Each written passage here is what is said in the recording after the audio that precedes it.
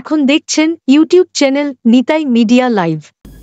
আজ এই প্রভাকরদি শ্রীমন্দির শ্রী অঙ্গনে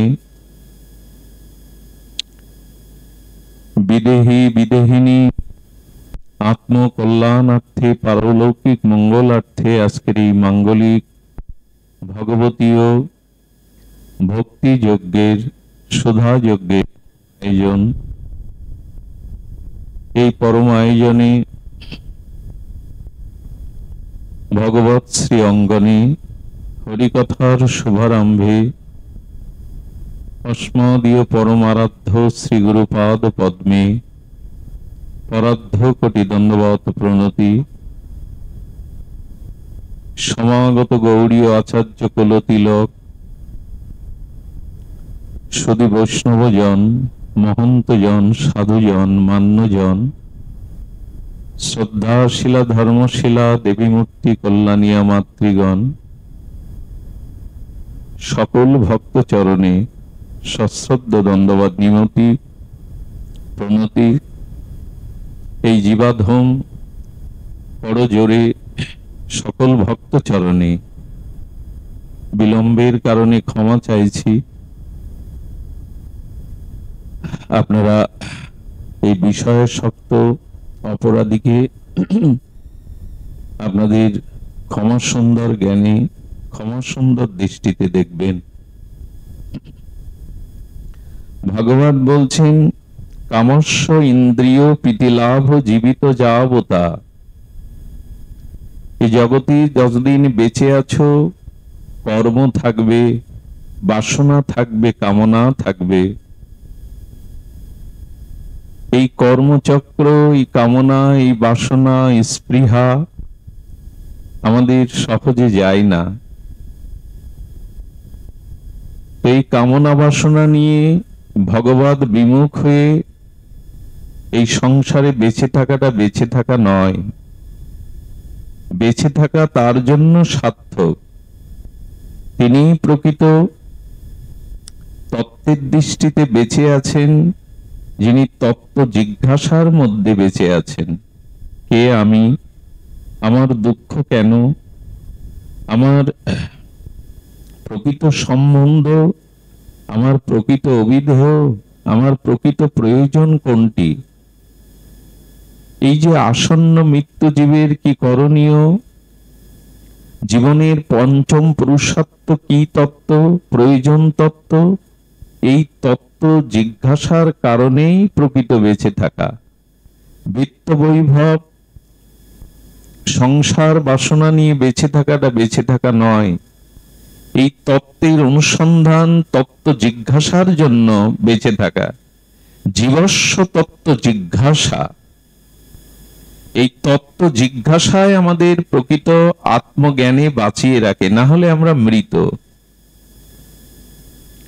তত্ত্ব এই জন্য দরকার, তত্ত্ব না জানলে আমাদের জীবনে যেটা ঐকান্তিক আমাদের শান্তি বা আমাদের পরম আনন্দ, সেটি অধরা থেকে যাবে। লক্ষ্য করুন, আজ যদি দুর্যোধনের স্থানে রামচন্দ্রের ভ্রাতা ভরত থাকতো, তাহলে কুরুক্ষেত্রের যুদ্ধ হতো না। আর যদি ভরতের জায়গায় রাম অবতারে দুর্যোধন থাকতো, তাহলে ওখানে রামায়ণ না হয়ে মহাভারত হতো। যদি মহাভারতের এই কুরুক্ষেত্রের রণাঙ্গনে ওইখানে ভরতকে দেওয়া যেত পাণ্ডবদের পাশে, কুরুক্ষেত্র বা মহাভারত রচনা হতো না। তার কারণ ভরত ছিলেন সন্ত, ভরত ছিলেন সাধু, ভরত ছিলেন তার ইষ্ট প্রাণপতি রাঘবেন্দ্র রামচন্দ্রের চরণে নিবেদিত।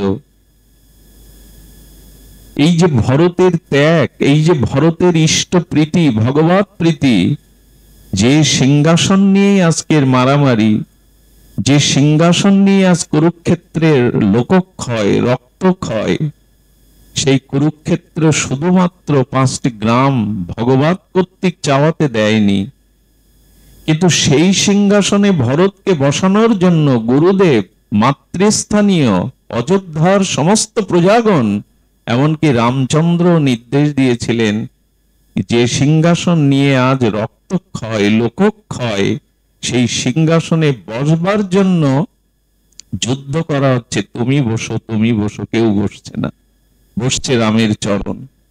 বলবার অভিপ্রায় হলো এই জীবনে যদি ত্যাগ না থাকে, সাধুত্ব না থাকে, আমরা প্রত্যেকেই আমাদের জীবনকে কুরুক্ষেত্র বানিয়ে বসব।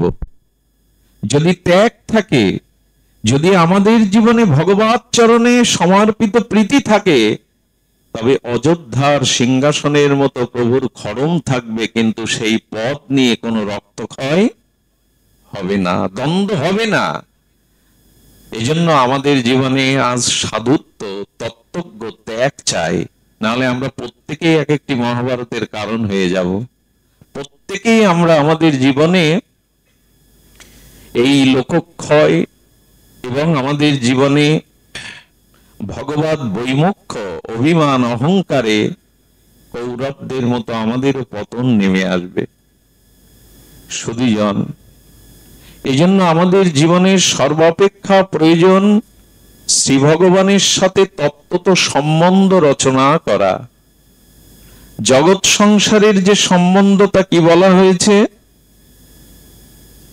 আপনারা রাজা ভরত, যাকে আমরা রাজর্ষি ভরত বলি, সেই ভরত রঘুগণকে বলেছিলেন, এই সংসারের যাদেরকে আমরা আমাদের প্রীতি, ভালোবাসা, অনুরাগ, জীবন যৌবন উৎসর্গ করে দেই, তাদের মাঝখানে আমি ছোট্ট হরিণ শিশু।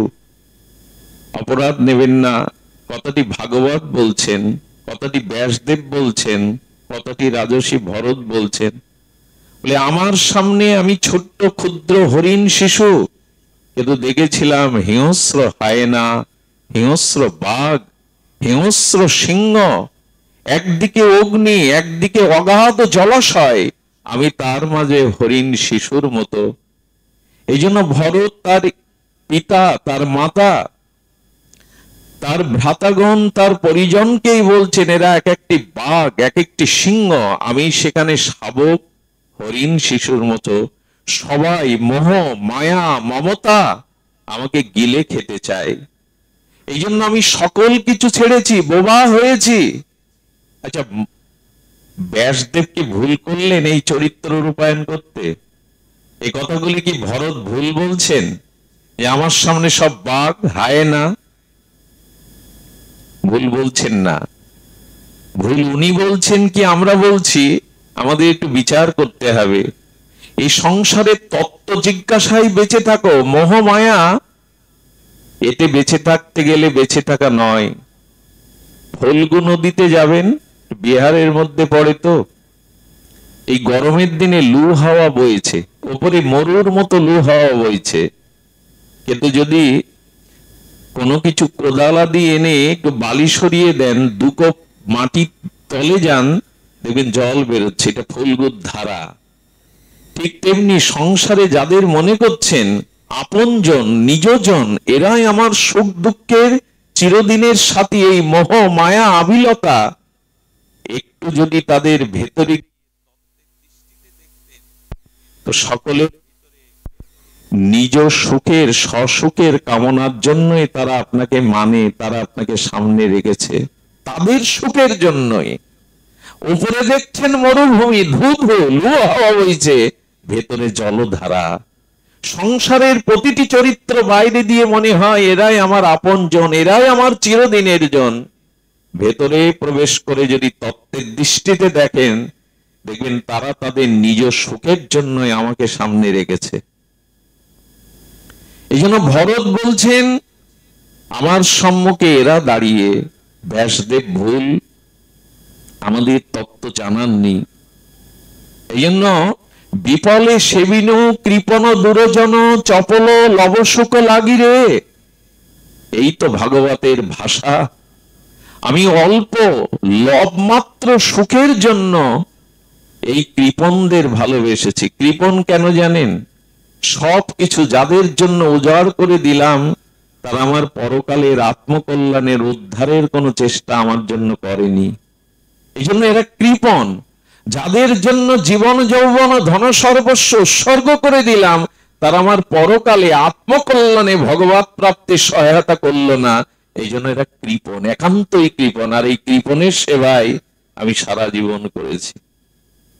এই জন্য সংসার আছে আছে, চাকরি ব্যবসা টাকা রোজগার করতে হয়, খাওয়াতে পড়াতে হয়, আছে, এটা কর্তব্যে রাখো, কিন্তু সম্বন্ধ প্রীতি ভালোবাসা ভগবানকে দাও। কে না উপায়েন মন কৃষ্ণ নিষেবয়া তেষাং সতত যুক্ত নাম। গীতার এই মহাবাণী, ভগবানের সাথে যুক্ত হও। এই মোহ এই মায়াকে তত্ত্বের দৃষ্টিতে নিরসন করে ভগবানের সাথে যে কোনো একটি সম্বন্ধের সাথে যুক্ত হয়ে যাও। কি অবাক লাগে, ভগবানের সাথে যদি পিতা মাতা বন্ধু সখা প্রিয় এইসব সম্বন্ধ ভালো না লাগে, তো ভগবান বলছেন ভগবানের সাথে শত্রুতা করেও সম্বন্ধ করো, ভগবানের সাথে শত্রুতা করেও সম্বন্ধ করো। কারণ মিত্রের থেকে শত্রুর চিন্তাটা আমাদের মনে বেশি জাগে। এখানে এত আপনজন এসেছেন যাদের মুখগুলো পরিচিত জন, সেই মিত্র বা ভালোবাসার মানুষ আসলে একবার দেখলাম ঠিক আছে, তারপর আর তার কথা মনে জাগে না। কিন্তু এখানে যদি আমার সব থেকে বড় শত্রু এসে বসে না, আমার মনের অধিকাংশ সময়টা তাকে নিয়ে ভাববে। এই বুঝে আমার কোনো নিন্দা করতে এসছে, আমার প্রতি আমার অপপ্রচার করতে এসছে। শত্রুর চিন্তাটা বেশি হয়, যেটা কংসের হলো, শিশুপালের হলো।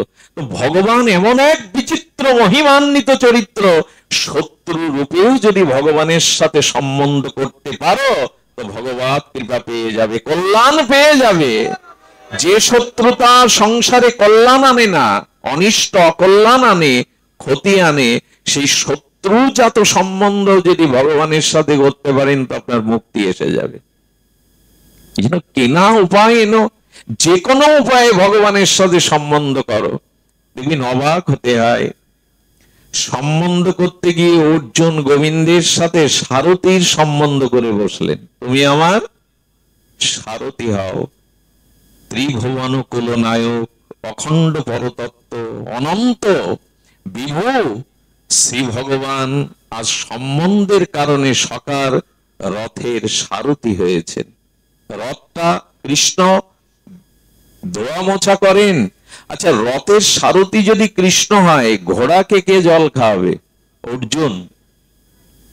আহা, সারথী যুক্ত সম্বন্ধের কারণে আজ ঘোড়ার ঘাস ও জল ভগবান খাটাচ্ছেন, অনন্ত বিশ্ব ব্রহ্মাণ্ডের কুল মালিক। ভগবান যেন বললেন, কোন একটা সম্বন্ধ তো করো, আমি দায়িত্ব পালন করব। এটা সকলের সাথে সম্বন্ধ আছে জগতের। আমার প্রিয় পরম অনিন্দ সুন্দর গোবিন্দের সাথে, গৌর নিতাইয়ের সাথে আমার সম্বন্ধ কতটুকু? এই সম্বন্ধ জ্ঞানই আমাদের ভাগবতের প্রতিপাদ্য বিষয়। সম্বন্ধ বিদেহ প্রয়োজন। সম্বন্ধ যেভাবেই করুন, দেখুন সম্বন্ধ না হলে কিন্তু গোবিন্দ তার প্রতি বা তার আপনার প্রতি প্রীতির দায়িত্ববোধ আসবে না। দেখবেন হাসপাতালে আপনি কখন যান, নার্সিংহোমে কখন যান? যখন আপনার সম্বন্ধযুক্ত কোনো ব্যক্তি অসুস্থ হয়ে ওখানে ভর্তি থাকে। কোনো সময় না গেলে ওই সময় তো যাই আমরা কর্তব্যের খাতিরে। ভগবান বলছেন এই জগৎটা দুঃখালয়, এখানে তোমরা জরা ব্যাধি দুঃখে পড়ে আছো হাসপাতালের মতো। কে যাবে তোমাদের দেখতে? আমার সাথে তোমার সম্বন্ধ না হলে আমি কি করে যাব? আরে হাসপাতালে কি মানুষ এমনি এমনি যায় বেড়াতে? কোন সম্বন্ধযুক্ত প্রিয় সজ্জন যদি সেখানে রোগগ্রস্ত হয়ে পড়ে থাকে, তাহলেই নিজজনরা সেখানে যায়। গোবিন্দ বলে এই সংসারটাও একটা দুঃখের আলয়। এখানে তুমিও যদি বিপদে সংকটে অসুস্থ হয়ে পড়ো, আমি তখনই তোমাকে দেখতে যাব যখন আমার সাথে তোমার অমনি করে একটা সম্বন্ধ তো থাকতে হবে। সম্বন্ধ থাকলেই তো আমি তার দিকে দৃষ্টি দেব। নিরপেক্ষ ভগবান, তবু সম্বন্ধের কারণে ভগবান তার দিকেই দৃষ্টি দিবেন। আমাদের প্রতি ভগবানের প্রতি আমাদের প্রীতি অনুরাগ কেন হয় না? সম্বন্ধটা এখানে দৃঢ় হয়নি। তমেব কি বলছেন? তমেব মাতা চ পিতা তমেব, তমেব বন্ধুশ্চ সখা তমেব, তমেব বিদ্যা দ্রবিণং তমেব, তমেব সর্বং মম দেব দেব। আমি তোমার পিতা, আমি তোমার মাতা, আমি তোমার বন্ধু, আমি তোমার সখা, আমি সর্বদেবময়। আমার সাথে সম্বন্ধটা যুক্ত করো। এই সম্বন্ধ যুক্ত না হলে ভজনে পরিপাটি আসবে না, প্রীতি সঞ্চার হবে না। আপনাদের অযোধ্যায় ত্রিপাঠীজির কথা একটু বলি। এই ত্রিপাঠীজি ছিলেন বশিষ্ঠ দেবের বংশধর। কার বংশধর? বশিষ্ঠ দেবের। আর বশিষ্ঠ দেব ছিল রঘুপতি রাঘবেন্দ্র সরকার রামচন্দ্রের গুরু। তো যেহেতু উনি বশিষ্ঠ বংশজাত পরম্পরা, তাই উনি ভাবতেন রাম আমার শিষ্য। এই সম্বন্ধ চিন্তা করতে পারেন, ভগবানকে সে বলছে আমার পারিবারিক পরম্পরায় রাঘবেন্দ্র সরকার রামচন্দ্র আমার শিষ্য। এই জন্য উনি কনক ভবনে যেতেন না। যারা অযোধ্যায় গেছেন, এই কনক ভবনে এখানে রাম সীতার যুগল বন্দি মূর্তি রয়েছে, সে নয়ন ফেরানো যায় না, অবিরাম। উনি যখন যান না, সকলে জিজ্ঞাসা করলে বলেন, যেহেতু রাম আমার শিষ্য, সন্তান সম শিষ্য, তাই ওখানে সীতামায়ের মাথায় মুকুট আছে, ঘোমটা নেই। তো সে আমাকে শ্বশুর জ্ঞান করে, আমি তার সামনে গেলে লজ্জা পেয়ে যাবে মা জানকী। এই কথা মানায়? সকলে হাসি ঠাট্টা শুরু করলো। হ্যাঁ, আপনার বৌমা হয় সীতামা, রাম আপনার পুত্র, শিষ্য মানে পুত্র, তাই যান না দেখতে? এভাবে যখন সকলেই অপপ্রচার শুরু করলো, তাকে কলঙ্ক দিতে শুরু করলো, সবার অনুরোধে বললেন, ঠিক আছে একদিন যাব, তবে কোনো অঘটন যদি ঘটে দায় তোমাদের। কি বলবো, ত্রিপাঠীজি যখন সিঁড়িক্রমে বেয়ে বেয়ে আর মন্দিরের সম্মুখে যাবেন, যুগল সেই মাধুর্য মূর্তি রাম সীতার দিকে তাকাবেন, যা কখনো ঘটেনি সেই অঘটন ঘটে গেল। সীতামায়ের মুকুটটা পড়ে গেল, আর ওই মুকুট পড়ে যেতে গিয়ে সীতামায়ের যে কাপড়টা লাগানো ছিল ওইটা ঘোমটা হয়ে মুখ ঢেকে দিল, মুকুটটাই গড়িয়ে পড়ে গেল। উনি কাঁদতে থাকলেন, আমার জন্য আজ কত কষ্ট পেয়েছে মা জানকী। সবাই এই দৃশ্য দেখে সকলের চোখে জল। আমরা ভুল করেছি, অপরাধ করেছি। আপনি যে পুত্র বা শিষ্য জ্ঞান করেন, মা জানকীর কারণে যে সে অবগুণ্ঠিতা হয়ে কি করে তোমাকে দেখবে। সেই দিন থেকে ত্রিপাঠীজিকে সবাই জানতেন, ইনি রামচন্দ্রের আজও গুরু। ভগবান বললেন, আমাকে শিষ্য না, আমাকে যদি কেউ শিষ্যও করতে চায়, তবে দেখো, এই দেখো আমি বিশ্বামিত্রের পিছনে পিছনে চলেছি। কারণ বিশ্বামিত্রের সাথ ছিল স্বয়ং ভগবানকে, জগৎগুরুকে আমি আমার শিষ্য করব, আমি তাও হয়েছি। যে কোনো উপায়ে একটা সম্বন্ধ করুন না ভগবানের সাথে, জগৎগুরুর শিষ্য হবেন, রথের সারথীও হবেন। আপনাকে পুত্র জ্ঞানে চিন্তা করলে, পুত্র বধূ জ্ঞানে সীতাকে চিন্তা করলে তিনি তা মেনে নেবেন। এই জন্য যে কোনো একটি সম্বন্ধের দ্বারা ভগবানের প্রতি ভালোবাসাটা সঞ্চার করুন। সম্বন্ধ না হলে এই প্রীতি হবে না। আপনারা জানেন, ভগবানের সাথে সম্বন্ধ এই জন্য করতে হবে, অপিচেত সুদরাচার মাম অনন্য ভাক। আমি যদি আমার দিকে তাকাই, সুকৃতি নাহি লবলেশ, আমার কোনো সুকৃতি নেই, আমার দ্বারা কোনো ভগবত কর্মাদি, ভগবত ভক্তির চর্চা, ভগবত অনুরাগ আমার চিত্তে নাই। আছে জন্ম জন্মান্তরীণ দুর্বাসনা, কুসংস্কার, কর্মফল, আমাকে কে ত্রাণ করবে? আপনাদের একটা ঘটনা বলি রামচরিত মানসের। আমাদের উপায়টা আমরা এখান থেকে নির্ণয় করতে পারবো। আপনারা জানেন, ব্রহ্মা একটি অপরূপ সুন্দরীকে সৃষ্টি করেছিলেন, যার নাম অহল্যা। অহল্যা সংস্কৃতি এই শব্দের অর্থ হলো যে নিখুঁত, অপূর্ব, অনিন্দিতা সুন্দরী। তাকে সৃষ্টি করার পরে দেবরাজ ইন্দ্রের দৃষ্টি গেল। দেবতারা অনেকটা ভোগ প্রদান, যেমন অনিন্দ সুন্দরীকে, জগৎ শ্রেষ্ঠ সুন্দরীকে সৃষ্টি করেছেন, ওকে আমাকে দিন। বলি, তোমার জন্য একে সৃষ্টি করা না, তুমি তো ভোগী দেবরাজ। ব্রহ্মা বলছেন, তুমি তো ভোগী, তোমার হাতে একে সমর্পণ করার জন্য না। অন্যতম পৃথিবীর শ্রেষ্ঠ নৈয়ায়িক, দর্শনের অন্যতম যিনি প্রজ্ঞাবান, সেই ঋষি গৌতমের হাতে আমি অহল্যাকে সমর্পণ করব। তো ঋষি গৌতম নৈয়ায়িক আচার্য, ন্যায়শাস্ত্রের আচার্য, উনি পণ্ডিত, উনি ওনার কাছে অহল্যাকে দিয়েছিলেন। অহল্যা পতিব্রতা সতীসাধ্যী রমণী হয়ে সহধর্মিণীত্ব ধর্ম পালন করে ঋষি গৌতমের ভজন সাধনের অগ্রগতির পথে প্রেরণা দায়িনী হয়েছিলেন। সেই তপবনে সুখেই ছিলেন, কিন্তু চিন্তা করতে পারেন দেবরাজ ইন্দ্র জেনেছে অহল্যা আমার নয়, অহল্যা গৌতমের, তবু তার কামনার দৃষ্টিভঙ্গি, তার কামনার চিন্তা মাথা থেকে, হৃদয় থেকে, কাম কত বড় দুষ্পরিণীয় দেখুন। দেবরাজ ইন্দ্রকে, সে তো তখন পরস্ত্রী, তবু তার চিত্তে থেকে ওই ভাবনা যায়নি। সকলের জানা গৌতমের রূপ ধরে এসেছিলেন। ঋষি গৌতমের রূপ ধরে যখন এসেছিলেন, অহল্যার ভেতরে কি ছিল না, অহল্যা জানতে পেরেছিল গৌতম রূপ ধরে দেবরাজ ইন্দ্র এসে কিন্তু নিজের ভিতরে সূক্ষ্মভাবে বিচারটা, বিবেকটা অপদমিত হয়ে যায়।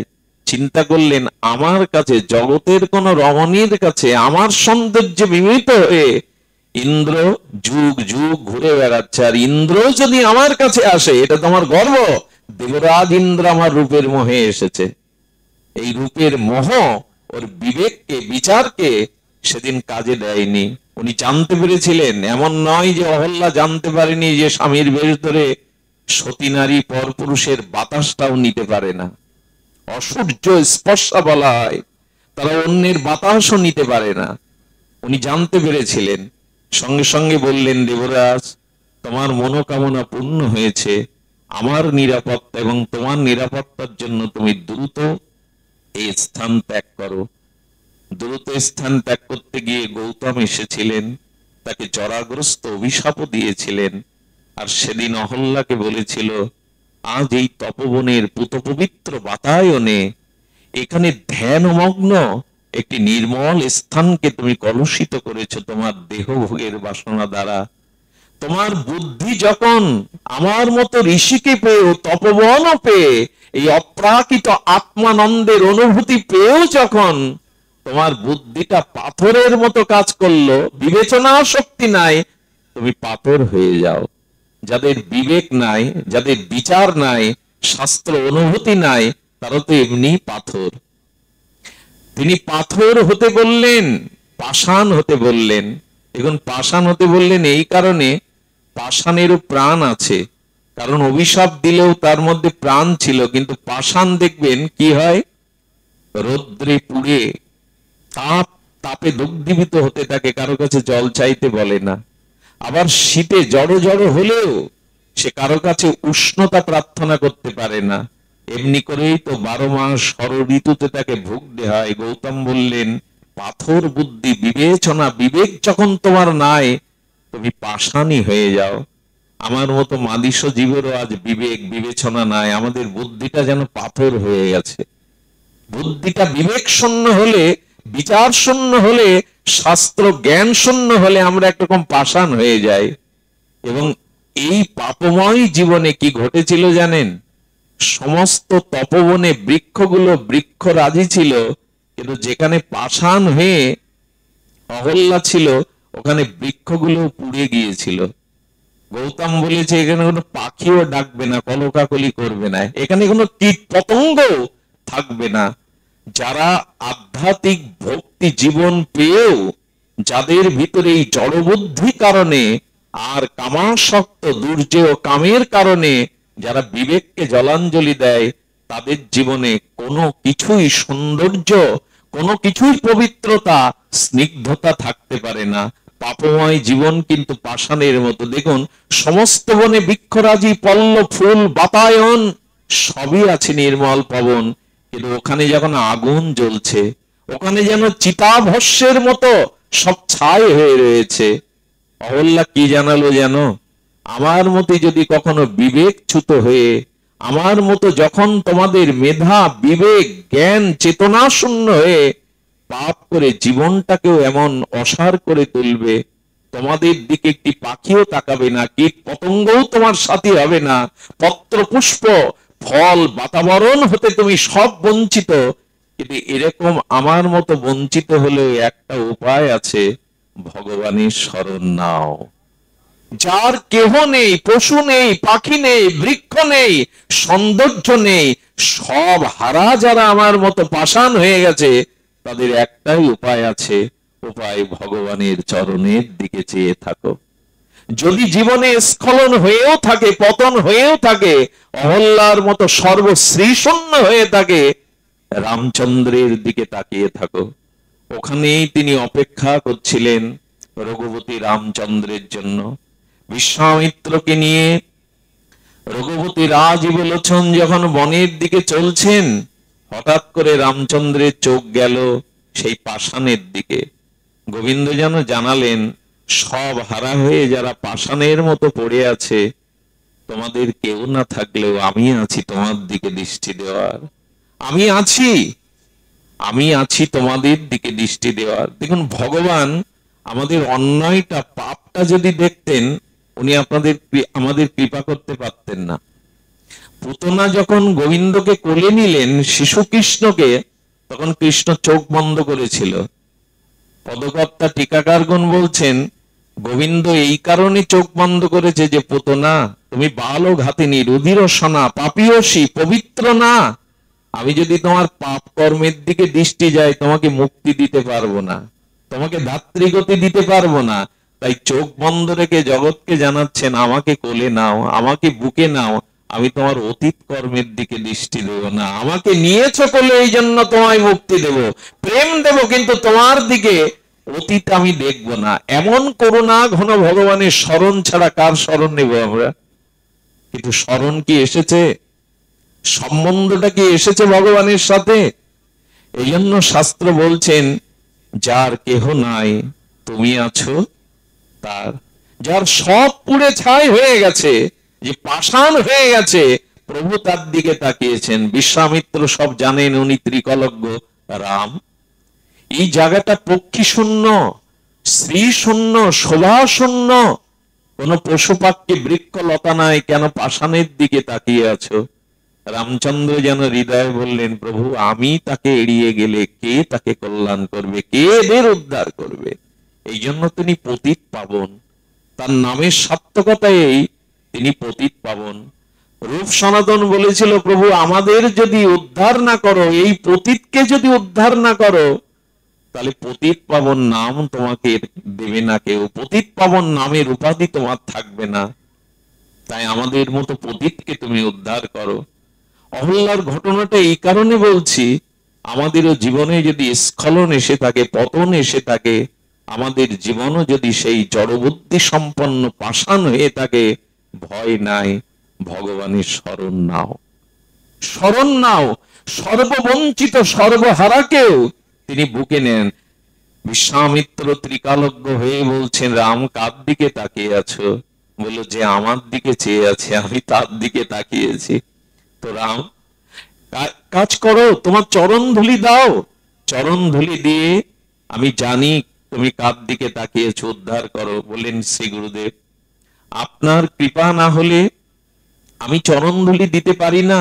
এই দেখুন, এখানেও অহল্যার কৃপার মুখ্য কারণ বিশ্বামিত্র। কারণ ধনুর্যজ্ঞে ওই পথ দিয়েই বিশ্বামিত্র রাম লক্ষ্মণকে নিয়ে গেছিলেন। এখানে প্রমাণ দিচ্ছে, ভগবানের কৃপা অগ্রে না, আগে গুরু কৃপায় অগ্রে। বিশ্বামিত্র ওই পথ দিয়েই প্রভুকে নিয়ে গিয়েছিলেন ধনুর্যজ্ঞে।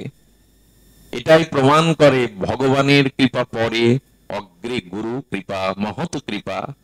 এবং বিশ্বামিত্র বললেন, রাম তুমি এক কাজ করো, তাহলে এই পাষাণটাকে একটু প্রদক্ষিণ করো তো। যেই না শ্রীগুরুকে নিয়ে, লক্ষণকে নিয়ে প্রদক্ষিণ করছেন, পবন দেবতাকে স্মরণ করে বিশ্বামিত্র বললেন, হে পবন, রাজীবলোচন রঘুপতির চরণের ধূলিকণা বাতাসে তুমি পাষাণের উপরে দিয়ে দাও, পাষাণের উপরে দিয়ে দাও, ওই চরণের রেণুকণায় মানবী হয়ে যাবে। সুধীজন, এই ঘটনা এই জন্য উল্লেখ করা, আমাদের জীবন যদি এই পাষাণ সম হয়ে থাকে, নিঃস্ব রিক্ত শ্রীশূন্য হয়ে থাকে, তবে একটি আমাদের লক্ষ্য ভগবানের দিকে চেয়ে থাকুন। যদি দুরাচারীর থেকে সুদুরাচারী শব্দটা দিয়েছেন, সুদুরাচারী মানে দেখুন দুরাচারী তো আবার দুরাচার কি আবার সু হয়? গীতায় শব্দটা দিয়েছেন অপিচেত সুদুরাচার। সুদুরাচার মানে আমার বুদ্ধি আছে, জ্ঞান আছে, শিক্ষা আছে, ভালো মন্দ বিবেক অবিবেক জানা আছে, তারপরেও যারা পাপ কর্ম করে তাদের বলে সুদুরাচারী। তার ভালো মন্দ চেতনা আছে, বিদ্যা আছে, শিক্ষা আছে, তবু সে পাপ কর্ম করে। এই সুদুরাচারী যারা, তাদেরকেও তিনি কল্যাণ করবেন। আমি এমন একটি সময় এসে উপস্থিত হয়েছি যেটা ভাগবত বিশ্রামের সময়, এই জন্য দীর্ঘ সময় নেওয়ার অধিকার নাই। তবু আপনাদের এই দীর্ঘ পথ প্রতীক্ষা, দীর্ঘ পথ ক্লান্তি নিয়ে এই ভাগবত বিশ্রামে আসা, এতে বঞ্চিত করেছে আমি। তবু সামান্য একটু জানিয়ে যায়, এই সম্বন্ধের দ্বারা ভগবানের প্রতি যে কোনো একটি সম্বন্ধ যুক্ত হয়ে যদি তার দিকে চেয়ে থাকতে পারেন, তবে এই জীবন একটি উপায় হবে। কি উপায় হলে? ভগবান বলছেন এই মৃত্যুময় সংসার হতে আমি তাকে উদ্ধার করব। এই মৃত্যুময় সংসার হতে সম্বন্ধের দ্বারা আমার দিকে যদি একটু তত্ত্ব দৃষ্টি দিয়ে তাকাও, আমি উদ্ধার করব। কি বলেছেন? মৃত্যু সংসার সাগরত। কখন উদ্ধার করবেন? কতকাল পরে? বলে অচিরাত। বলে অচিরেই উদ্ধার করব। কি বড় ভরসার কথা দেখুন। দ্বাদশ অধ্যায় ভক্তিযোগে বলছেন না, মৃত্যু সংসার বৎমিনী, তো কখন উদ্ধার করবে? বলে আমার স্মরণ নিলে অচিরাত, আমি বিলম্ব করব না তোমাকে উদ্ধার করতে। অচিরাত এই সংসার সাগর হতে। গোবিন্দ বললেন, আচ্ছা সাগর যদি আমি না রাখি, সাগর পার হওয়ার তো ঝামেলা আছে, আমি সাগর রাখবো না। বলে কেন? বলে যে গোবিন্দ চরণে শরণাগতিতে শরণ নেয়, তার কাছে সংসারটা গোষ্পদ তুল্য হয়ে যায়। গাভী যদি কোনো নরম মৃত্তিকার উপরে খুরের সেখানে ছাপ পড়ে যায়, খুরের যতটুকু মাটি গর্ত হয়ে যায়, ওখানে জল আবদ্ধ হলে তাকে বলে গোষ্পদ। বললেন আমার ভজন করলে এই অনন্ত মায়ার সংসারটা গোষ্পদের মতো ক্ষুদ্র হয়ে যায়, অনায়াসে সে পার হয়ে আমার চরণে আসতে পারে, অনায়াসে আসতে পারে। এই জন্য অচিরাত বলেছেন, অচিরেই যেতে। তবে এই পথ যেমন সহজ, তেমন আমাদের সামনে আবার দুটো জিনিস এসেছে। একটি হলো শাখা, একটি হলো উপশাখা। একটু ধ্যান দিন শব্দের দিকে। একটি হলো শাখা আর একটি হলো উপশাখা। আমরা উপশাখার পথে যাচ্ছি না তো? প্রথমেই উপশাখার করিবে ছেদন। দেখুন, শাখা বেয়ে যদি যান, খুব অচিরাত অচিরাত তিনি সংসার সমুদ্র থেকে আপনাকে নিয়ে নেবেন। কিন্তু যদি উপশাখায় চলে যায়, তখন কি বলবেন? বলবেন কোটি জন্ম করো যদি নাম সংকীর্তন, তবু না মিলিবে কৃষ্ণ প্রেম। একেবারে বলছেন অচিরাত তোমাকে আমার করে নেব, আবার বলছে কোটি জন্মও যদি নাম সংকীর্তন করো হবে না। এই উপশাখাটা কি? এই উপশাখাটা হলো ধন চাই, প্রতিষ্ঠা চাই, পদ চাই, নিজের বড়ত্ব চাই, অভিমান, অসৎ জ্ঞান, নিজের যশ খ্যাতি, পূজা প্রতিষ্ঠা। অর্থাৎ কিছু মনে করবেন না, শব্দটা বৈষ্ণবপদ বাবা বলেছেন এইভাবেই, ভক্তিকে নিয়ে যদি ব্যবসা শুরু করি, ওটা হবে উপশাখার পথ, কোটি জন্মেও পৌঁছাতে পারবো না। ভক্তিকে যদি ব্যবসার দৃষ্টিতে দেখি, টাকা চাই, সম্মান চাই, অর্থ চাই, পদ চাই, প্রতিষ্ঠা চাই, নিজের প্রভুত্ব চাই, এই উপশাখার পথে যদি একবার চলে যান, ওইখানে কোটি জন্ম অপেক্ষা করতে হবে। এই জন্য প্রথমেই উপশাখার করিবে ছেদন। উপশাখাকে আগে ছেদন করো, ভক্তি নিয়ে যেন বাণিজ্য না হয়। ভক্তির পথ বলে তাহলে খাবো কি, চলবে কি করে? মহাপ্রভু বলেছিলেন, যার চরণ সেবা স্বয়ং লক্ষ্মী করেন, যিনি লক্ষ্মীপতি, যিনি কমলাপতি, অন্নপূর্ণা, যার দুয়ারে হাত জোড় করে সেবার জন্য দাঁড়িয়ে থাকেন, ব্রহ্মা শিবাদি যার চরণের দিকে চেয়ে থাকেন, সমস্ত দেবগণ যাকে স্তুতি করেন, তার ভজন করলে তোমার অর্থের অভাব হবে, তোমার সম্মানের অভাব হবে, এটা ভেবো না। এই জন্য মহাপ্রভু বলেছেন ন ধনং, আছে আমরা ধন চাই না। গোবিন্দ বলছেন না চাইলেই তোমার পিছনে বেশি করে ছুটবে। আচ্ছা, ভক্তি পথে এসে কেউ না খেয়ে মরেছে, রাস্তায় পড়ে রয়েছে, একটা প্রমাণ দিন। টাকা চাওয়া লাগে? ধ্রুব রাজ্য চেয়েছিল বটে, কিন্তু ৩৬,০০০ বছর চাননি, ধ্রুবলোক চাননি, প্রহ্লাদ রাজা হতে চাননি, সবই তো দিলেন ভগবান।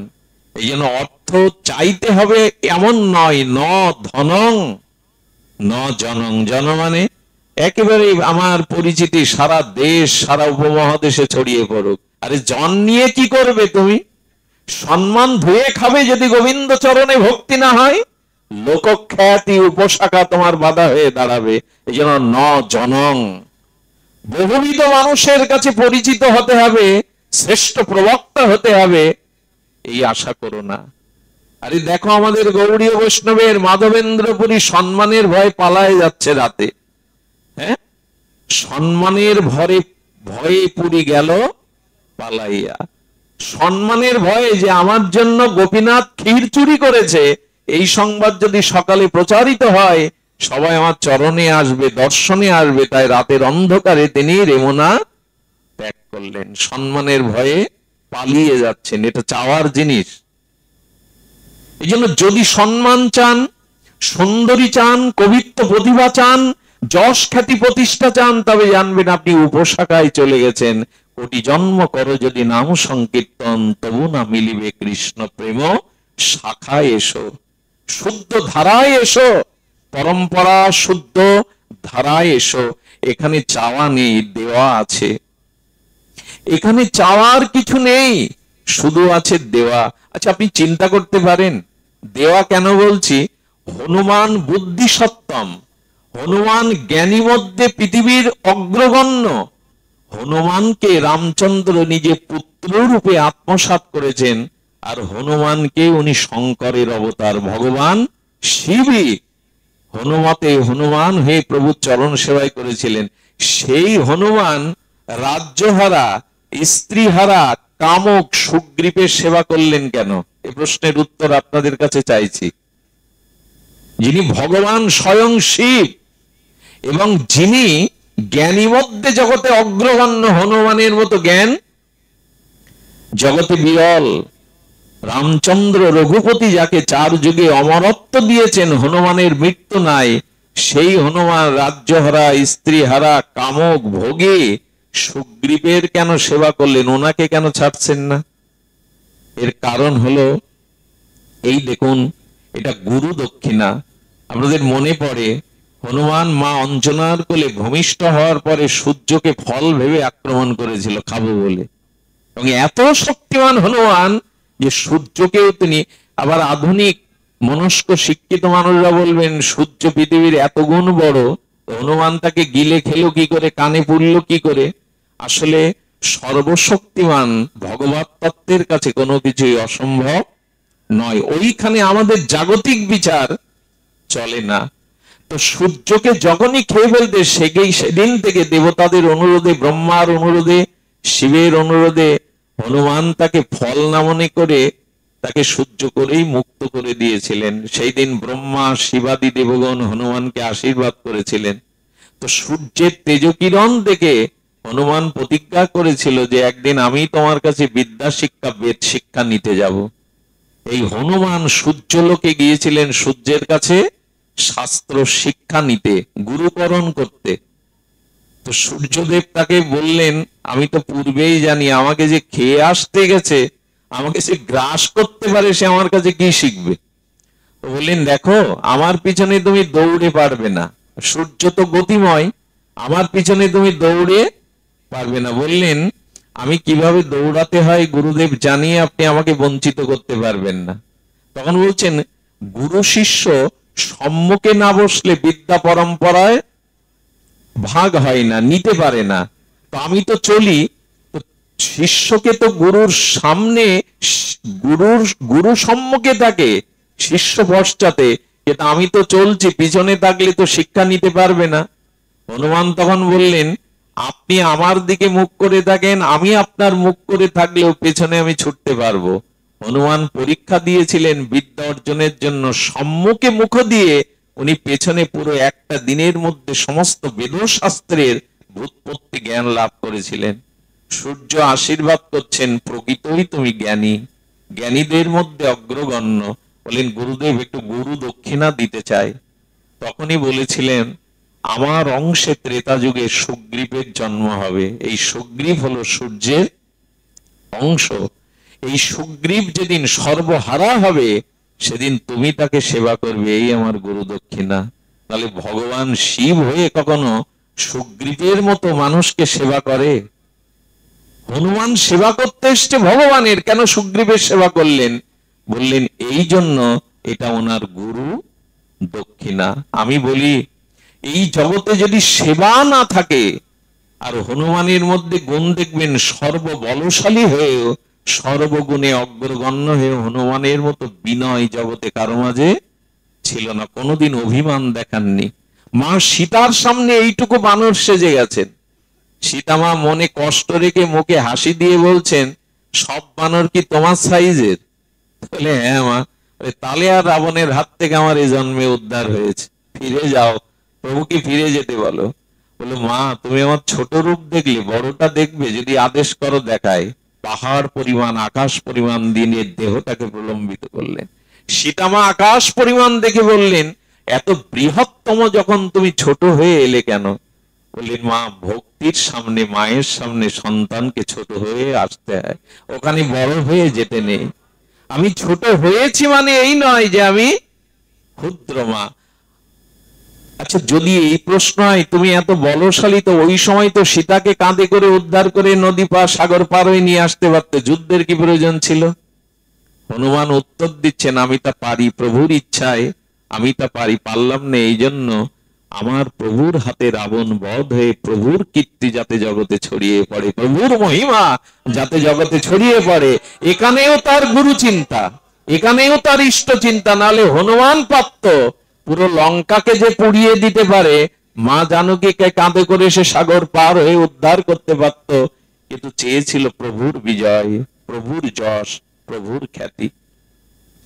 হনুমানের সেবা ভাবনা আমাদের ভিতরে দেখবেন, বিদ্যা আছে, পাণ্ডিত্য আছে, আমি প্রবক্তা, কিন্তু দৈন্য নেই। শিক্ষার সাথে সাথে, বড়ত্বের সাথে সাথে যার দৈন্যতা আছে, সেই ভক্তের অধিকারী, সেই ভক্তির অধিকারী। তুমি যত বড় হও, হনুমানজি বলছেন দৈন্য রাখো। শিক্ষা এবং দৈন্য এই দুটো একসাথে কাজ করলেই সেখানে ভক্তি দাঁড়ায়। হনুমানের সেবা বুদ্ধি দেখুন, সেবা করতে করতে করতে হনুমানের মন প্রাণ নিবিষ্ট। হনুমানকে কখনো দেখবেন রামের পাশে দেখবেন না, সবসময় প্রভুর চরণেই হনুমানের বিগ্রহ। কখনো রামচন্দ্র লক্ষণের পাশে দাঁড়াননি হনুমান। শুধু ভক্তজন হনুমানের মহিমা শুনুন, ভক্ত চরিত্র শুনুন, এর মধ্যে দিয়ে আমরা আমাদের প্রগতি ভক্তির আর পথ নির্দেশিকা পেয়ে যাব, একটি আলো পাবো। এই আধারের দিনেও, এই ঘোর অন্ধকার তামসিক দিনে আমরা আলো পেয়ে যাব। হনুমান চরণেই আছেন, উনি চরণ সেবা ভিন্ন অন্য কিছু চান না। তো হনুমান সেবা করতে করতে দিনের 12 ঘন্টায় প্রভুর চরণ সেবা করেন। যখন রাত নেমে আসে, সন্ধ্যা, তখন একান্ত দাম্পত্য কনক ভবনে রঘুপতি রামচন্দ্র প্রবেশ করেন, যেখানে সীতামা তার প্রাণসখী 2-4 জনকে নিয়ে আর প্রভুর সেবার জন্য প্রস্তুত থাকেন। হনুমান কি করেছে জানেন? প্রভুর সাথে সাথে সে কনক ভবনের মধ্যে ঢুকে পড়েছে। যেই ঢুকে পড়েছে, রঘুপতি বলছেন, হনুমান, সারাদিন আমার চরণ সেবা করেছো ঠিকই, কিন্তু এই চৌকাঠ পেরিয়ে অন্দর মহলে প্রবেশের তোমার অধিকার নাই। সীতামা বলছেন, তুমি কি জানো না, এখানে তোমার প্রভু আর আমি দাম্পত্য জীবন কাটাই, এখানে অন্য কারোর প্রবেশ অধিকার নেই। চোখে জল এলো হনুমানের। দরজা দেওয়ার সাথে সাথে দরজার এপারে সারা রাত বসে কাঁদলো, প্রভু আমি তো রাতটুকু কাটাতে পারি না তোমার চরণ ছাড়া, তোমার চিন্তা ছাড়া। আমি তো রাতটুকু আমার কাটে না, ঘুম হয় না। এভাবে হনুমান দিনের পর দিন ওই জায়গাটাই বসে কাঁদে আর রাত কাটায়। কখনো প্রভু প্রভাতে স্নান করতে গিয়ে যখন দরজা খোলেন দেখেন হনুমান ওখানে বসে আছে। রামচন্দ্র কিছু বলতে পারেন না। এরকম করতে করতে করতে করতে যখন তীব্র সেবা বাসনা জাগলো, 12 ঘন্টা রাতটা আমি এইভাবে থাকতে পারবো না, সরযূ নদীর তীরে বসে প্রভু রাতের সেবার জন্য আর বিরহে কাঁদছেন। আপনাদের কি জানাবো, হনুমানের বিরহ তপ্ত অশ্রু সরযূ নদীর পুড়ে পড়ে সরযূর জল টকবক করে ফুটতে লাগলো। হনুমান তো সাধারণ নয়, সাক্ষাৎ ভগবান শঙ্কর। জলগুলো ফুটতে লাগলো হনুমানের বিরহে, আর তপ্ত বিরহের অশ্রুতে জলগুলো ফুটতে লাগলো। সরযূ দেবতা প্রকট হয়ে গেলেন। হনুমান, বলো তোমার জন্য কি করতে পারি? বললেন, আমি রাতটুকু যাতে প্রভুর কোনো না কোনো সেবায় আসতে পারি, আমাকে সেই ব্যবস্থা করুন। বলেন, তাহলে আমি তোমাকে আজ থেকে সেই বরই দিচ্ছি, দিনের বেলায় তুমি হনুমান হয়ে প্রভুর রাতুল চরণ সেবা করবে, আর রাতের বেলায় মা জানকীর একান্ত সখী চম্পক মঞ্জুরি হয়ে নারী দেহ নিয়ে তুমি যুগলের সেবায় ওইখানে স্থান পাবে। সেই দিন থেকেই তিনি চম্পক মঞ্জুরি রূপে আর অন্দর মহলে মা জানকীর একান্ত সখী হয়ে রাতটুকু সেবা করতেন, আর দিনটুকু তিনি প্রভুর চরণ সেবায় কাটাতেন। আমরা শুধু শুনবো, সেবা শুধু নিতে শিখেছি, হ্যাঁ, সেবা শুধু গ্রহণ করতে শিখেছি। গো ইষ্ট শ্রীগুরু প্রিয় পরমের সেবা এভাবে নিবেদিত করি।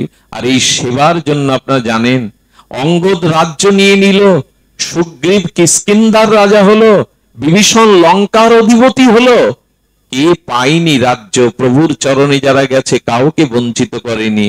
একমাত্র হনুমান প্রভুর কাছ থেকে ইহকালে পরকালে তার চরণ সেবা ছাড়া কোনো রাজ্য, কোনো মন্ত্রীর পদ, কোনো বড় উপাধি তিনি চাননি। এই জন্য হনুমানের দিকে রামচন্দ্র তাকাতেন না। আপনাদের মনে পড়ে সেই লীলা, রামচন্দ্র বারবার হনুমানের দিকে দৃষ্টি দিতে গিয়ে চোখ ফিরিয়ে সীতার দিকে দৃষ্টি দিচ্ছেন। রাজসভার মধ্যে মা জানকী কয়েক ঘন্টা এই দৃশ্য অবলোকন করলেন। সীতামা দেখছেন যে রাম রঘুপতি তার প্রিয় পরম হনুমানের দিকে দৃষ্টি দিতে গিয়ে চোখ ফিরিয়ে নিচ্ছেন, বারবার সীতার দিকে তাকাচ্ছেন, আর উনি বিব্রত হচ্ছেন। নিশীতে সেবাতে বললেন, প্রভু হনুমান আপনার কি হয়? বলে, জানো সীতা, লক্ষণের থেকে হনুমান আমার প্রিয়, আমার আত্মসমপুত্র। বলে, পুত্রের দিকে কি পিতা দৃষ্টি দেয় না? পুত্রের মুখ বদন কি পিতা দেখে না? বলে, অবশ্যই দেখে। বলে, আপনি কেন সারাদিন হনুমানের দিকে দৃষ্টি দিতে গিয়ে আমার দিকেই দৃষ্টি দিচ্ছিলেন? কেন আপনি হনুমানের দিকে তাকাতে পারছিলেন না? আপনার কথাটি ধ্যান দিয়ে শুনুন, প্রাণ দিয়ে শুনুন, এই কথাটি হৃদয়কে স্পর্শ করবে। রামচন্দ্রের চোখে সজল হয়ে এলো, জানো সীতা, হনুমানের দিকে আমি তাকাতে পারি না এই জন্য, এই পৃথিবীতে যদি কেউ কারো সেবা শুধু নিয়েই যায়। আচ্ছা, তুমি আমার একটা প্রশ্নের উত্তর সমাধান দাও। যদি কোনো মহাজনের কাছ থেকে কেউ কিছু অর্থাদি সম্পদাদি বস্তু আদি ধার নেয়, সেই ধার যদি শোধ না করতে পারে মহাজনের, তবে সেই ঋণগ্রস্ত ব্যক্তি মহাজনের চোখে চোখ দিয়ে কি তাকাতে পারে? প্রভু তার মানে বলেন, সারাটি জীবন হনুমান আমার চরণ সেবা ছাড়া আমার কাছ থেকে কোনো কিছুই চায়নি। তাই যে ভক্ত নিষ্কিঞ্চন হয়ে আমার কাছে শাস্তি সারূপ্য শালক্য সামীপ্য ধর্মার্থ কামমোক্ষ না চেয়ে একমাত্র আমার চরণ সেবা চাই, ওই ভক্তের কাছে আমি ঋণী হয়ে যাই, সেই ভক্ত আমার কাছে মহাজন হয়ে যায়। আমি কোন লজ্জায়, কোন দৃষ্টিতে হনুমানের দিকে তাকাবো? আমি তার কাছে ঋণী। সীতামার চোখে জল ভরে গেল। প্রভু সত্যি তো। উদ্ধবজিকে ডেকে দ্বারকানাথ শ্রী গোবিন্দ বললেন, উদ্ধব, আমি আমার মুনি শান্ত নির্বৈর এই জাতীয় ভক্তের পেছনে পেছনে চলি, কেন বলতে পারো? উদ্ধব বলছেন, তুমি ভক্তকে শ্রেষ্ঠ মনে করো, তাই শ্রেষ্ঠ আগে চলে, আর শ্রেষ্ঠের পরে আর যারা তারা পথগামী হয়ে চলেন। বললেন, এইটাও ঠিক, কিন্তু আমি সেজন্য ভক্তের পিছনে চলি না। আজ স্বয়ং গোবিন্দ এই পুরুষোত্তম তিনি বলছেন, শোনো উদ্ধব, আমি আমার ভক্তের পেছনে চলি এই জন্য ভক্তের পায়ের ধুলোটা উড়ে যাতে আমার অঙ্গে এসে পড়ে। উদ্ধব একথা মেনে নিতে পারছেন না। উদ্ধব একথা মেনে নিতে পারছেন না যে ভক্তের চরণ ধুলি তোমার অঙ্গে মস্তকে এসে পড়বে বলে তুমি ভক্তের পিছনে চলো। বললেন, হ্যাঁ উদ্ধব, শোনো, আমি আমার ভক্তকে চিরদিনই আর আমার ভজনের অনুকূল আমি তাকে কিছু দিতে চাই। কৃষ্ণকে জল তুলসী দেয় যেই জন, তার ঋণ শোধ করিতে কৃষ্ণ করেন চিন্তন। আমাকে যে সামান্য একটু ভক্তি করে, আমি তার ঋণ পরিশোধ করার জন্য মাথায় ফেরিয়ালা হয়ে বলি, মুক্তি নেবে, মোক্ষ নেবে, তুমি নেবে পুরুষত্ব আমার কাছে। আমার ভক্তের শুধু একটাই প্রার্থনা, দিও মানাং না গৃহান্তি বিনা মৎ সেবনং বিনা। প্রভু, তোমার চরণ সেবা বিনা ইহকাল পরকালে আমি কারো কাছে কিছু চাই না, শুধু চাই তোমার চরণ সেবা।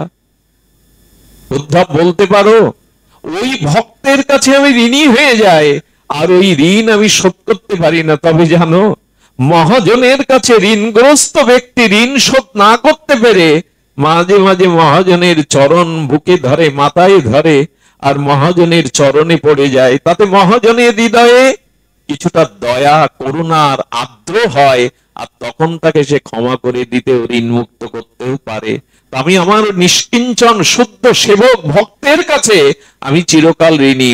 সেই ঋণ শোধ করতে তো পারি না, তাই মনে করি মাঝে মাঝে ওর চরণ ধুলিটা আমার অঙ্গে এসে যদি মাখে, আমি কিছুটা ঋণ মুক্ত হব। সেবার এই মহিমা, সেবা ছাড়া আছে কি? কিন্তু সেবা দিতে তো শিখিনি, সেবা নেওয়ার জন্য ব্যাকুল হয়েছে সারা জীবন। আজকে এটা নির্জান তিথি, বিরহ তিথি, এই জন্য একটু বলতে হয়।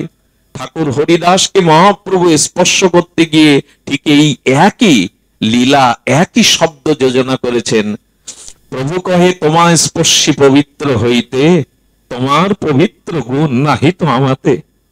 হরিদাসকে যখন আলিঙ্গন করতে যাচ্ছে, হরিদাস বারবার পিছিয়ে যাচ্ছে। জীবনে কোনোদিন হরিদাস মহাপ্রভুকে আলিঙ্গন করতে দেননি। জীবনে যতবার প্রভু তাকে বক্ষে আলিঙ্গনবদ্ধ হওয়ার জন্য এগিয়েছেন, তত পামর বলে, নিচু বলে, অধম বলে পিছিয়ে গেছেন।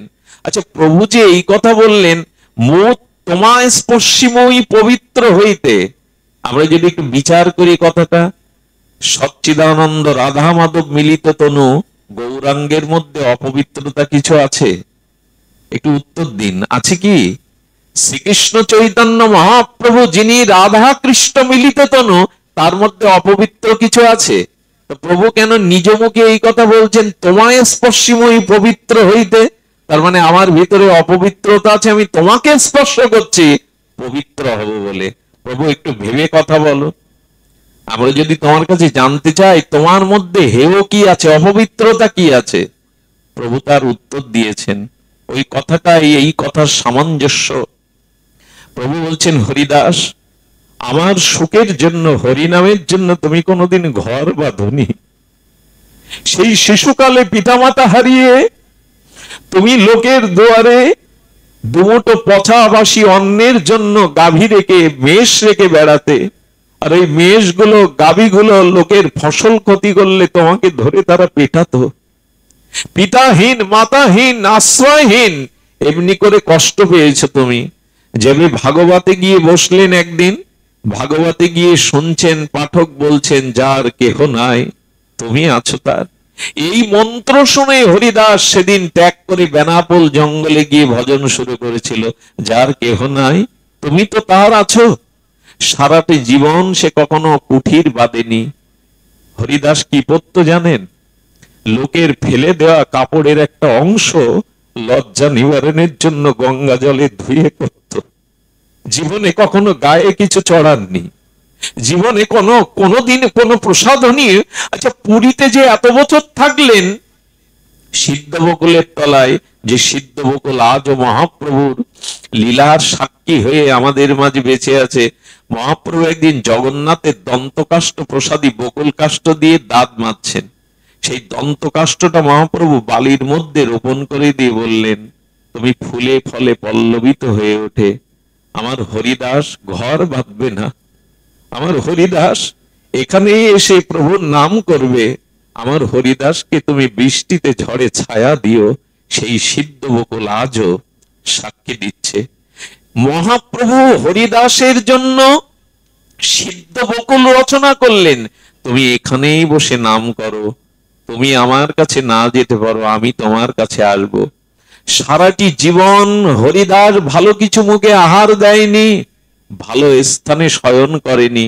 বেনাপোল জঙ্গলে, ফুলিয়ার জঙ্গলে, গুফার মধ্যে বসে বসে তিনি সারা জীবন ভগবানের স্মরণ করেছেন, মনন করেছেন। কোন বিলাসিতা তাকে কোনোদিন স্পর্শ করেনি, কোন জাগতিক সুখ তাকে কোনোদিন স্পর্শ করেনি।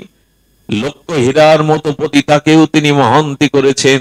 মায়া দেবী মোহিনী রূপ ধরে ফুলিয়ার গঙ্গার তীরে চাঁদনি রাতে, স্নিগ্ধ জ্যোৎস্না রাতে নূপুর ধ্বনি তুলে সামনে 3 দিন হেঁটেছে, যার রূপ দেখে দেবতাগণ ঋষিমুনিগণ পথহারা হয়ে যান।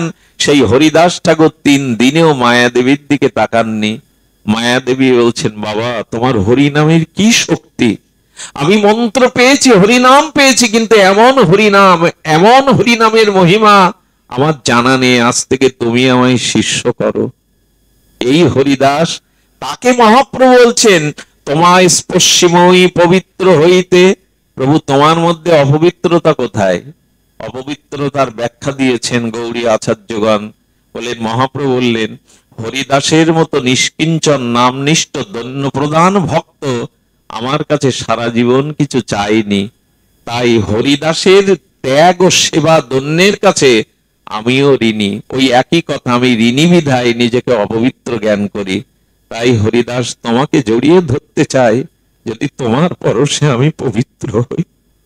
ভক্তের জন্য ভগবানের এই যে মহাবাণী, যে আমি তোমাকে দিতে পারিনি, কোনো সুখ দিতে পারিনি, জগতে কোনো কিছু চাওয়া পাওয়া তোমার নাই, তাই তোমাকে স্পর্শ করলে যদি আমি পবিত্র হতে পারি। কবে বুকে নিয়েছিলেন জানেন? হরিদাস যেদিন দেহ রক্ষা করেন, ওই দিন মহাপ্রভু হরিদাসের তনুপ্রভু কোলেতে উঠাইয়া অঙ্গনে নাচেন প্রভু প্রেমাবিষ্ট হইয়া।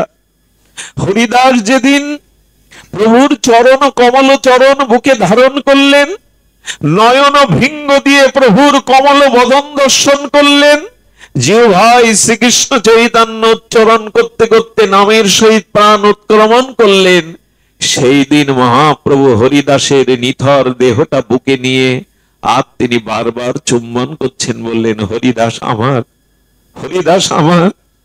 এই হরিদাসের ভাগ আমি কাউকে দেব না। অঙ্গনে নাচেন প্রভু প্রেমাবিষ্ট হইয়া, প্রেমের আবশে প্রভু চুম্বন করছেন, নৃত্য করছেন। আজ কি বলছেন জানেন? কাঁদতে কাঁদতে হরিদাস বললেন, হরিদাসকে বলছেন মহাপ্রভু, আজ বাধা দেবে না, আজকে পিছিয়ে যাবে না হরিদাস। এই দেখো আমি তোমাকে বুকে নিয়েছি, জড়িয়ে ধরেছি, আজকে পিছিয়ে যাবে না তুমি। শোনো হরিদাস, আমি তোমার আগে যেতে চেয়েছিলাম, কিন্তু আমার ইচ্ছা তোমার ইচ্ছার কাছে পরাজিত হয়ে গেছে। ভক্ত আর ভগবান এক জায়গায় যে ইচ্ছা পোষণ করেন, ভগবান চিরকাল পরাজিত হয়ে ভক্তের ইচ্ছার প্রাধান্য ভক্তকে জিতিয়ে দেন। হরিদাস, আমি তোমার আগে যেতে চেয়েছিলাম, কিন্তু আমি পারলাম না, তোমার ইচ্ছা শক্তির কাছে আমি পরাজিত। তবে শোনো হরিদাস, আজকে আমায় বাধা দিতে পারবে না। তুমি চেয়েছিলে আমার আগে যাবে, তোমার ইচ্ছা পূর্ণ হয়েছে।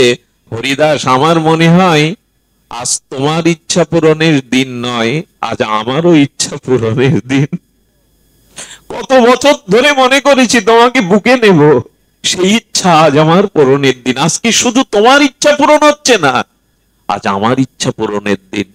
প্রভু হরিদাসের দেহ অঙ্গনে নিয়ে নাচছেন, নৃত্য করছেন প্রেমাবেশে। বেলা গড়িয়ে গেল, আর মহা অনুভবী মহাপ্রভুর প্রিয় পরিকর বলছেন মহাপ্রভুকে, স্বরূপ দামোদর বলছেন, প্রভু হরিদাসের দেহটা দাও, ওর অন্ত্যেষ্টিক্রিয়া বাকি আছে।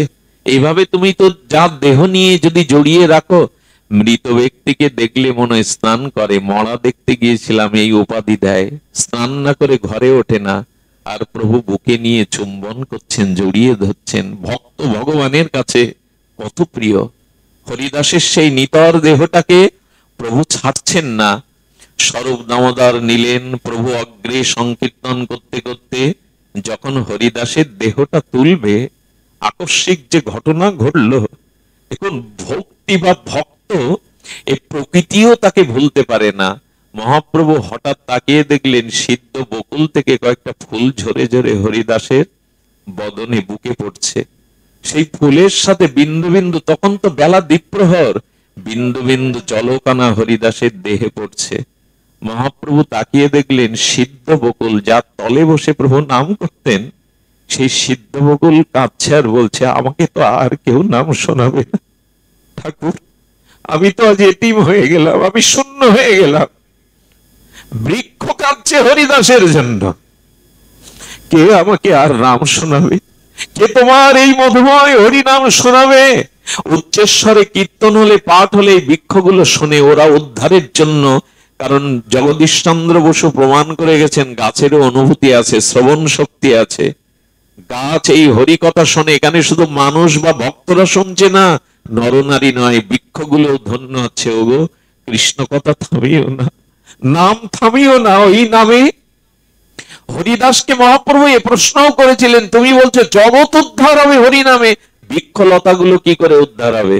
বলে জঙ্গলের মধ্যে গিয়ে একবার হরে কৃষ্ণ জোরে বলুন, দেখবেন ওই শব্দটা তরঙ্গ আকারে গিয়ে গাছের গায়ে ধাক্কা খেয়ে আবার দ্বিতীয় বিপরীত থেকে শব্দ আসছে কৃষ্ণ কৃষ্ণ কৃষ্ণ। বলে প্রভু এই দেখো, হরে কৃষ্ণ নাম আমরা নিলাম, ওটা গাছের কাছে চলে গেল, গাছ শুনে আবার ফিরিয়ে দিচ্ছে। হ্যাঁ, একটা শব্দের ভাইব্রেশন আসে না, রিসাউন্ড আসে না, কৃষ্ণ কৃষ্ণ। বলে প্রভু যারা নাম নেয় উল্টে নাম আবার ফিরিয়ে দেয়, তারা তো উদ্ধার হবে। অবাক হলেন মহাপ্রভু হরিদাসের অনুভূতি দেখে। এই জন্য সিদ্ধ বকুলও সিদ্ধ হয়ে গেছে। উড়িষ্যায় এত বড় ঝড় হয়ে গেল, 5 তলার চিলেকোটা ধসে পড়লো, সিদ্ধ বকুলটা আজও সিদ্ধ বকুল আছে, মহাপ্রভুর হাতে লাগানো। আজও বুঝি হরিদাসকে ছায়া দিচ্ছে। আর বললেন, প্রভু তোমার বিদায় বেলা, চোখের জল আর ফুল ছাড়া দেওয়ার কিছু নেই। এই হরিদাসের দেহটা পুরী সমুদ্র তীরে যখন রাখলেন, সেদিন সমুদ্র বিহ্বল হয়ে গেলেন। সমুদ্র যেন হা হা সাহসা রবে তার তরঙ্গ এনে হরিদাসের চরণ ধুয়ে দিচ্ছে আর পিছিয়ে যাচ্ছে, বলছে, ঠাকুর তোমার নাম আজ থেকে আমিও বঞ্চিত হলাম। হরিদাসের দেহটা যখন পুরীর সমুদ্রে প্রভু স্নান করাচ্ছেন, অভিষেক করছেন, তখন বলছে, ভক্তগণ যদি কৃষ্ণ প্রেম পেতে চাও, কৃষ্ণ প্রাপ্তি পেতে চাও, হরিদাসের পাদধক পান করো। মৃত মানুষের চরণের জলকেও পান করে। হরিদাসের দেহ মৃত রক্ত মাংসের নয়, ভজন করতে করতে চিন্ময় দশা প্রাপ্ত হয়ে গেছে। তাই বললেন, হরিদাসের পাদধক পান করলে অচিরেই তার কৃষ্ণ প্রাপ্তি, কৃষ্ণ ভক্তি হবে। সমুদ্রকে বললেন, সমুদ্র তুমি তীর্থ ছিলে, আজ মহাতীর্থে রূপান্তরিত হলে। ঠাকুর হরিদাসের অভিষেক, তার চরণ অভিষেক তোমার জলে হলো। এই হলো ভক্ত। প্রভু যাকে আলিঙ্গন করছেন, প্রভু যাকে পবিত্র হওয়ার কথা বলছেন, এই হলো নিষ্কিঞ্চন প্রেমিক অহিত ভক্তির মহিমা। তাই আসুন আমরা উপশাখার পথে যেন না যাই, অনেক বিলম্ব হয়ে যাবে, অনেক পিছিয়ে যাবে। ধন জন পুত্র পরিজন বাসনা কামনা বুকে নিয়ে যেন ভজন পথে না যায়, ভজন পথে যেন যায় সেবার ভাব নিয়ে। কিছুই চাই না, তোমার সেবা ভিন্ন, তোমার আনন্দ ভিন্ন, কিছুই চাই না। এই সেবা ভাব নিয়ে যদি এই পথে যেতে পারেন, উপশাখাকে উপড়ে ফেলে যদি প্রকৃত মূল শাখাতে বিচরণ করতে পারেন, তবে অচিরেই ভগবত প্রেম প্রাপ্তি হবেই হবে, আর নয়। আপনাদের অত্যাচার করাটা উচিত নয়। এত গভীর রাত্রে দূর দূরান্ত থেকে এসেছেন, আমাদের ঢাকা থেকে ডাক্তারবাবু চলে এসেছেন কত দূর থেকে, এবং আমার এলাকার অনেক ভক্ত আজ এসেছেন, জানি না দাদাজিরা এসেছেন কখন। তো আপনাদের এই অনুষ্ঠানে সার্থক করার জন্য যার ভিতরে একটা ব্যাকুলতা ছিল, আমাদের মা বাবার উপলক্ষে আমাদের সুশান্ত সাহা, কালীপদ সাহা, দিলীপ সাহা এবং কার্তিক সাহা, ইনারা যেভাবে ব্যাকুলতা নিয়ে সমস্ত ভক্তদেরকে আহ্বান করেছেন, তাদের অনুরাগ, তাদের দৈন্য, তাদের প্রীতিমাখা আহ্বানে যে সাড়া দিয়েছেন, ধন্য তারা ভ্রাতাগণ যারা পিতামাতার উদ্দেশ্যে এই অনুষ্ঠানের আয়োজন করে আপনাদের মতো ভক্তের চরণ ধুলি পড়েছেন। যেখানে আপনাদের মতো ভক্তদের শোভাগমন হয়, যেখানে আপনাদের মতো ভক্তের সান্নিধ্য চরণ ধুলি পড়ে, সেখানে ওনার পিতামাতা না, ওনার 21 কুল পর্যন্ত গোবিন্দ উদ্ধার করে নেবেন, 21 কুল পর্যন্ত গোবিন্দ কল্যাণ করবেন। সুধীজন, আমার শুভঙ্করও এসছে, ও কত দূর থেকে এসছে সংকীর্তনের জন্য, দাদারাও এসছেন। আমরা সংকীর্তন রস আস্বাদন করব। আমার আসবার বিলম্বের কারণ আমার গাড়ির টায়ারটা পাঞ্চার হয়ে গেল, সেখানে বহু সময় অতিবাহিত হয়, একটু কষ্ট দিয়েছি। যারা সংকীর্তন রস আস্বাদন করতে চান, আমাদের অদ্বৈত এসছে, নিতাই এসছে, আমরা সকলে মিলে একটু রাধা নাম আস্বাদন করি। আজ হরি কথার এখানেই পূর্ণ বিশ্রাম। শ্রী গুরু প্রেমানন্দে গৌর হরি বল, জয় রাধে।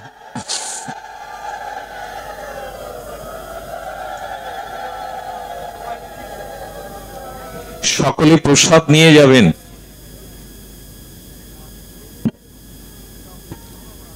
আছে কলকাতা আছে, তুমি আছো তো, আসো দেখি একটু।